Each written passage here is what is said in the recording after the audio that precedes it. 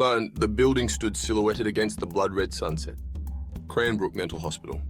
Closed for decades, its dark history whispered on the wind. We were here to find the truth. My team, Aaron, Billy and Jay, were hyped. We lived for this. Tonight, we were stepping into the unknown. Our cameras rolled, capturing every shadow, every creak.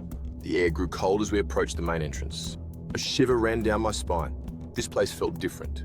This place felt evil. I turned it. The rusted lock yielded with a groan. Dust swirled as we entered the main hallway. The air was heavy, thick with the stench of decay and the weight of unimaginable suffering. Flashlights cut through the oppressive darkness, revealing glimpses of the horrors within. Restraints lay discarded. Wheelchairs gathered dust. The spirits of tortured souls seemed to cling to every surface. A low moan echoed from the depths of the building. We exchanged nervous glances. Was it the wind? Or something else? The hunt had begun. But we spread out, exploring different wings of the asylum, each step echoing through the desolate corridors.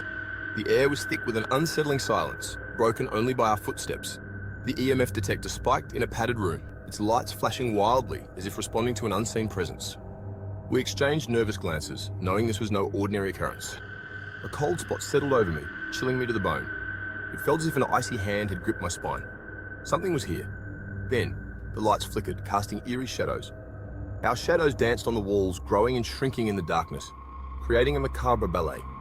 The atmosphere grew heavier with each passing second. A wave of unease washed over me. We weren't alone. The feeling of being watched was palpable, sending shivers down our spines. Did you hear that? A faint whisper, almost imperceptible, but enough to make our hearts race. Jay whispered, his voice tight with fear. His eyes darted around, searching for the source of the sound.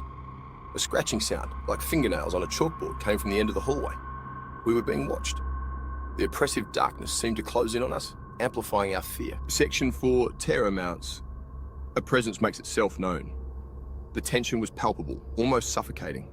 Every creak, every whisper of wind seemed amplified in the eerie silence. Our every sense was on high alert. The air grew colder, the shadows deeper, as if the darkness itself was alive and watching us. We could feel an unseen presence lurking, waiting. We were venturing further into the heart of the paranormal, each step heavier than the last. The walls seemed to close in, the atmosphere thick with dread. A door slammed shut behind us, plunging us into darkness. Panic surged through me. We were trapped. The temperature plummeted, the air turning frigid, our breath visible in the cold. Get out now.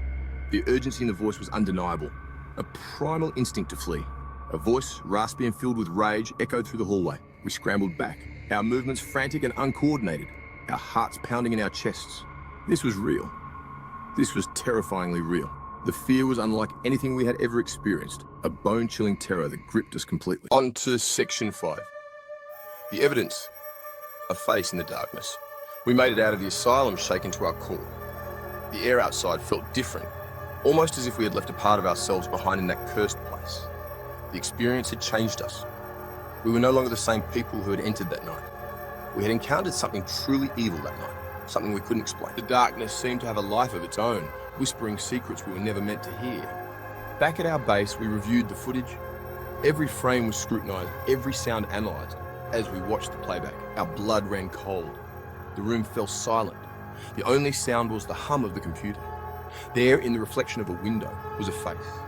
It was unmistakable, staring back at us with an intensity that pierced through the screen. A pale, gaunt face with eyes filled with malice. It was as if the very essence of evil had been captured in that moment. It hadn't been our imagination. The terror we felt was real, and now we had proof. We had captured it on camera. The evidence was undeniable. But what was it? A ghost? A demon? Or something far worse? And what did it want? The questions haunted us just as the face in the darkness had. Hey, Section 6, real or imagined, you decide. The image from Cranbrook Mental Hospital haunts me to this day. Was it a trick of the light? A figment of our imaginations? Or was it something more sinister? I've spent my life seeking answers to the unknown, but some questions have no easy answers. Some mysteries are best left unsolved. So I leave it to you to decide. Real or imagined? You be the judge.